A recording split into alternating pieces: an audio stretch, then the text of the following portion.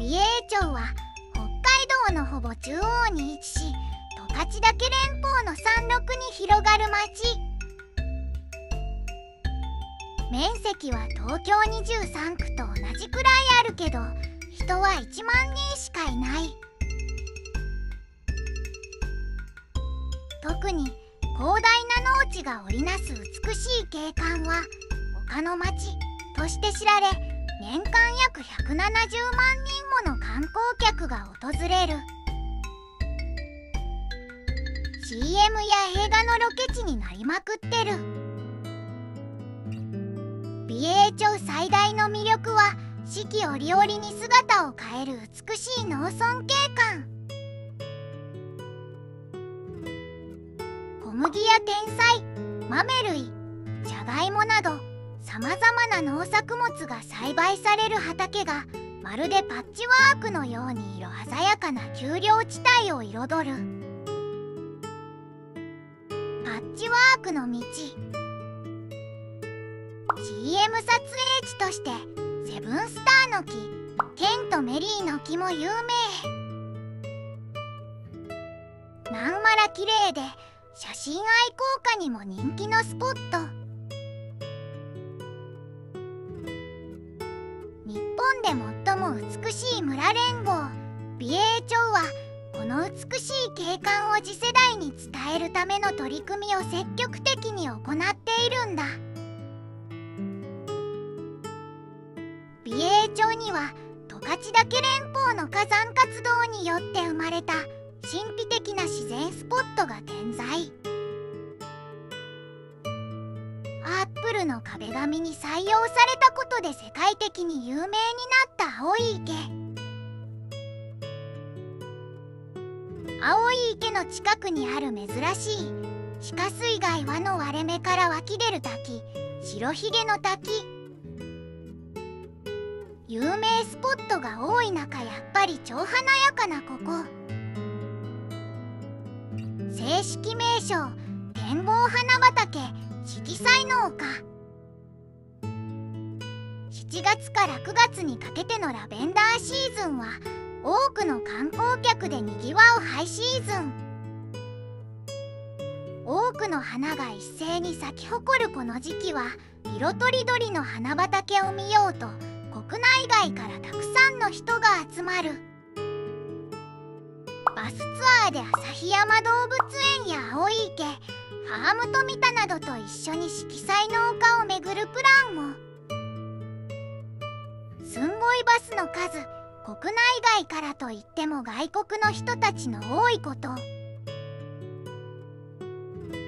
るばるようこそだよね。約15ヘクタール、東京ドーム約3個分に相当する花畑。4月下旬から10月下旬はグリーンシーズンという期間で展望花畑が見られる。入場料が高校生以上500円。広大な色彩の丘を隅々まで楽しむにはいくつかの方法がある。歩いて散策。ゆったりと自分のペースで花畑の中を歩くのはやっぱり最高。花の香りを楽しみながら写真スポットを探してみるのもいい。花畑が谷のように落ち込んでる場所をうまく使って花に囲まれるような写真を撮ってみるのもおすすめ。バギー。スリルを味わいたいなら白樺の林の中を駆け抜けるバギーがおすすめ。専用コースを一周、花畑には行けないから気をつけて。1人乗りと2人乗りがあって16歳以上なら自分で運転できる。カート。少し自由に動き回りたいなら2人乗りから5人乗りのカート。15分間の貸し切りで好きなところへ行けちゃう乗り物。これは普通運転免許が必必要だから注意。ノロッコ号、これから乗る。小さな子供がいたり足腰が不安な人でも安心。園内を一周してくれるトラクターバスノロッコ号に乗れば、座ったまま広大な花畑の景色を満喫できる。ノロッコ号は農業用トラクターに客車を連結したユニークな乗り物。スピードはのんびり、名前の通りノロノロと進む。宿根サルビア、ヒソ科秋切り属、観賞用の多年草、花壇や花畑でよく使われる。ラベンダーだってなるよね。実はラベンダーじゃないんだ。ラベンダーはヒソ科ラベンダー属。ハーブとして有名で、香りが強く精油やアロマに使われる。初夏6月から7月が見頃。現在は9月。宿根サルビアは香りはほとんどなく、見た目を楽しむ花。初夏から秋まで長く咲き続ける。ラベンダーは香りが魅力で、富良野や美瑛の観光のシンボル。時期が過ぎると観光客がいつ来ても紫の景色を楽しめるように花畑に多く植えられているんだ。香りのラベンダー、見栄えと長持ちの宿根サルビア。100日草ジニア、名前の通り100日ほど長く咲き続けることから名付けられた。夏から秋にかけて途切れず咲き続けるとても丈夫な花。北海道の短い夏でも元気に咲いてくれる。すごい量だよね。美瑛の丘の景色って実は自然のままじゃなくて、農家さんがいろいろな農作物を育てた結果、美しい風景が生まれてるんだよね。ダリア、豪華で華やかな花姿から花の女王とも呼ばれる人気の園芸植物。赤、ピンク、白、黄色、紫、複色などほとんどの色が揃う。咲き方が非常に多様。ダリアは品種改良で花色や形がどんどん変化するため、移り気な性格に例えられたんだって。一部の品種は食用として利用され、球根を煮物にしたり、花びらをサラダに散らすことも。この色彩の丘の9月を彩るのは、サルビア、コキア、ひまわり、マリーゴールド、ケイトウ、ジニア、ダリア。まだまだたくさんあるんだろうけど、かなりくっきりはっきりした色鮮やかな配色で模様を作っている。中でもケイトウがはっきり色が出てるのかな。違ったらごめんちん。ケイトウ、漢字にしたらわかりやすいね。鶏さんの頭に似てるんだよね。燃えるような鮮やかな色合いと独特な花姿が特徴の一年草。赤、オレンジ、黄色、ピンク、紫など非常にカラフル。花色が濃く、遠くからでも目立つのが特徴。ちなみにケイトウには花びらはないらしい。結構歩いてる人多いんだよね。本当にね、動かないやつなもんで現代の力にて移動中。ありがたいことに途中3分の撮影休憩で止まってくれる。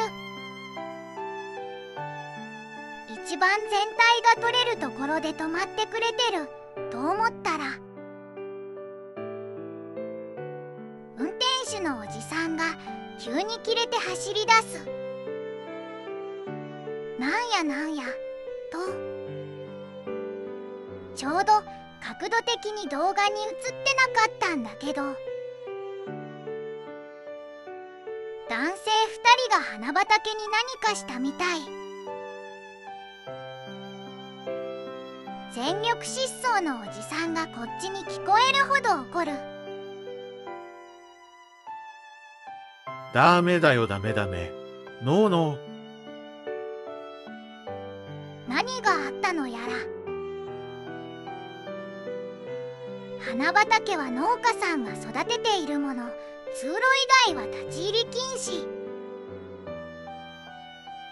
この辺のマナーは基本なので、マナーを守って楽しもうね。色彩農家のシンボルともいえるハートの畑。その形には訪れた人に幸せを運ぶという思いが込められてるんだって。大切な人と一緒に写真を撮ると縁結びや良縁のご利益があると言われ、人気の撮影スポット。このハートの畑は最初から観光用にデザインされたわけではなく、花を配置していく中で偶然生まれた形なんだって。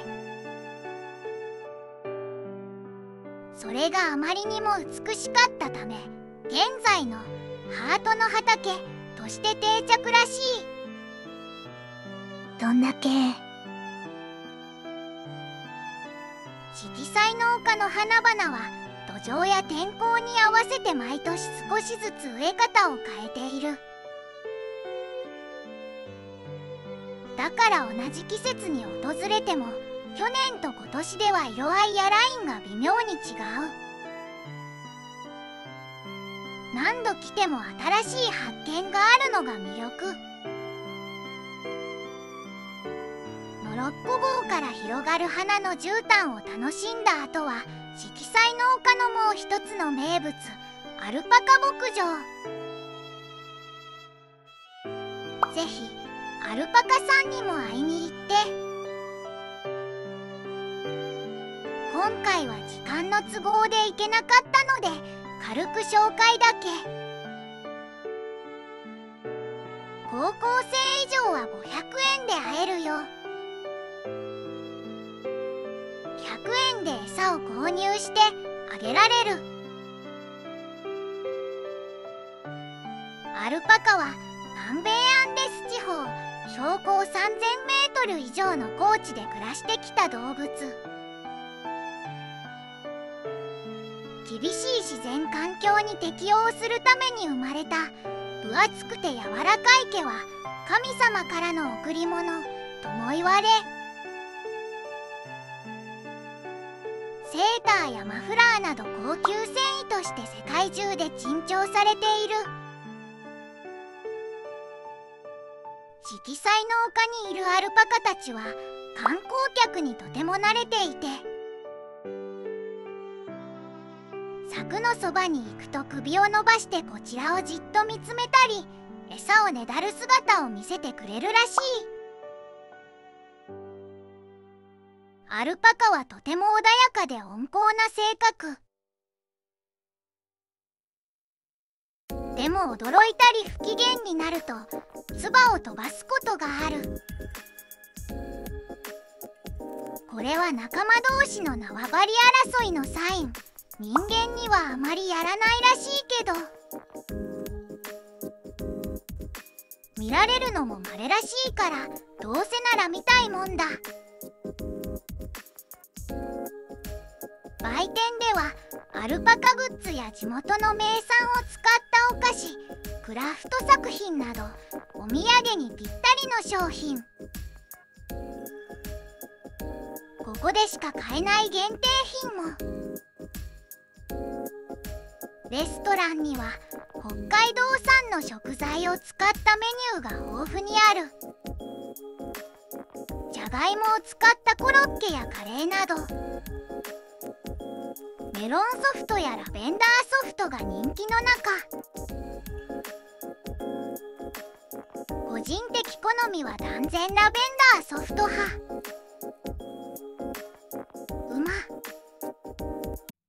エンディング。色彩農家は冬のシーズンも魅力的。アルパカさんにも冬でも元気に会える。レインボー花畑が雪にうずもれ、代わりにスノーランドに。冬の一番人気はスノーモービル体験。ガイドが先導して雪原を駆け抜ける爽快感は北海道ならでは。小さな子、運転が苦手な人にはスタッフが運転するスノーモービルの後ろに乗れるスノーラフティングも。北海道の大自然、花もいいけどやっぱり雪。せっかくなら夏と冬2度来ることをおすすめ。この辺りはおすすめの観光地がめちゃくちゃ多い。ここも一部としていろんな場所に予定を立てて遊びに行くことをおすすめ。ここから上富良野へ。高評価、チャンネル登録よろしくね。